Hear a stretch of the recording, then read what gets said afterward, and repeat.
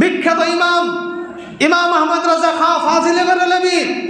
আলাইহি রাহমাতুর রিদওয়ান তিনি ফতোয়া রাজাবিয়ার মধ্যে বলেছেন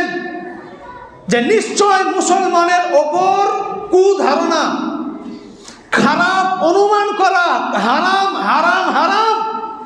যতক্ষণ পর্যন্ত দলিল না থাকবে, প্রমাণ